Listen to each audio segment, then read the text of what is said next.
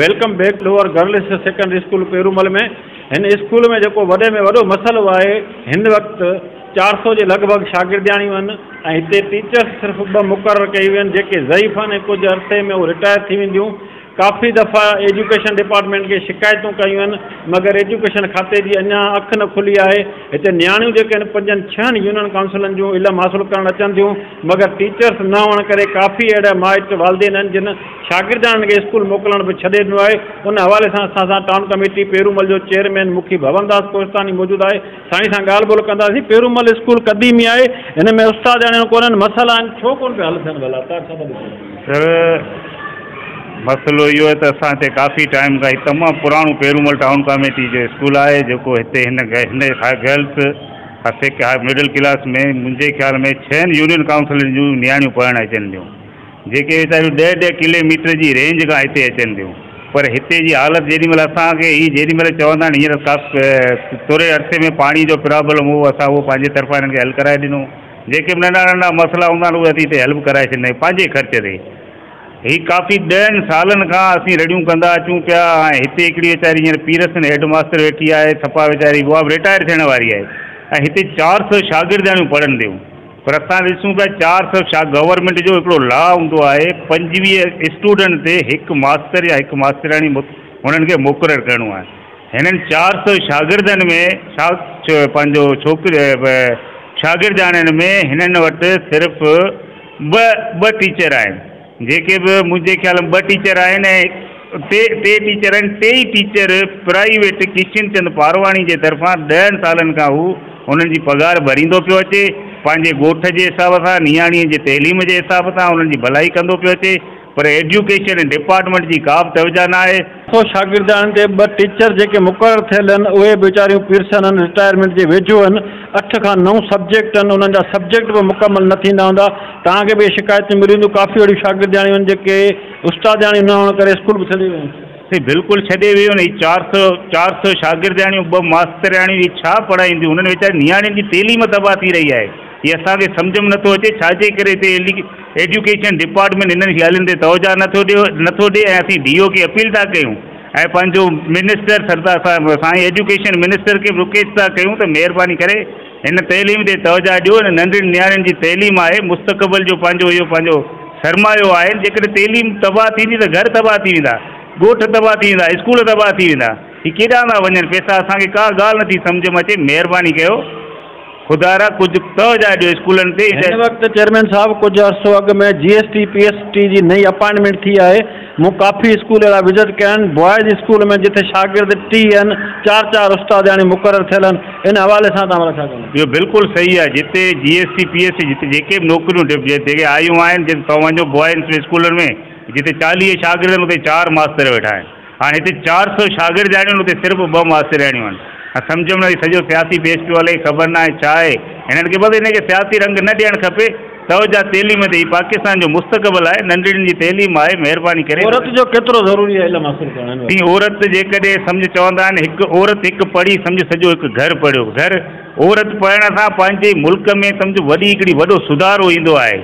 पर हिननि जो को बि ख़्यालु न आहे ऐं तइलीम ते सम्झ में ॻाल्हि नथी अचे। वधीक तव्हांजी एजुकेशन डिपार्टमेंट जे ऑफिसरनि सां इन हवाले सां मुलाक़ात या शिकायत का कई था? बिल्कुल साल अॻु में भी असां DO साहब के चयो, एप्लीकेशन असां ॾिनियूं। असां चयो साईं हिन स्कूल जी हालत तमामु ख़राबु आहे। 400 शागिर्द आहियूं, 1.5 किलोमीटर तां वीचारियूं नियाणियूं पंधु करे अचनि थियूं। तव्हां हिननि ते तवजा ॾियो, हिननि खे मास्तरियाणियूं ॾियो, हिननि खे पंहिंजो टीचर्स ॾियो जेके हिन स्कूल खे अॻियां हलाइनि। हिकु वीचारी पूरी हेड मास्टर वेठी उहा वीचारी छा कंदी? हींअर 3 मास्तरियाणियूं असां प्राइवेट पगारूं किशन चंद पारवाणी साहब ॾिए थो 10 सालन खां वठी। उन्हनि खे अॼु पगार वठी हिननि खे ॾियूं था, तॾहिं हीउ स्कूल हले थो उन्हनि जी पगारुनि ते। नीड केतिरी आहे हिन वक़्तु? हींअर नीड 400, तव्हां सम्झो 25 स्टूडेंट हूंदा आहिनि, उन्हनि ते 1 टीचर लाज़मी आहे जेका उहा सुठे नमूने सब्जेक्ट अटेंड करे सघे थी। हाणे जेकॾहिं 4-4 16 टीचर्स जी हिते नीड आहे, 1 हेड मास्टर जी नीड आहे। इहा जेकॾहिं नीड हिन स्कूल जी पूरी थी वेंदी त पोइ असांजे ओसे पासे जूं शागिर्दियाणियूं वीचारियूं नियाणियूं ॿारहाड़ी जूं वीचारियूं नियाणियूं उहे तालीम हासिल करे सघनि।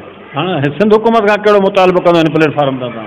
सिंध हुकूमत खां असांखे इहो ई मुतालबो आहे त महिरबानी करे एजुकेशन मिनिस्टर साईं सरदार शाह खे बि चऊं था त हीअ हिन स्कूल में वधि पंहिंजो 16 टीचर्स खपनि, हिकु हेड मास्टराणी खपे, जीअं त असांजे हिन पूरे 6 यूनियन काउंसिलनि जी नियाणियुनि जी तइलीम ते कंट्रोल थी सघे ऐं बाक़ाइदो नियाणियूं सुठे नमूने तइलीम हासिल करे पंहिंजे मुस्तक़बिल खे संवारीनि।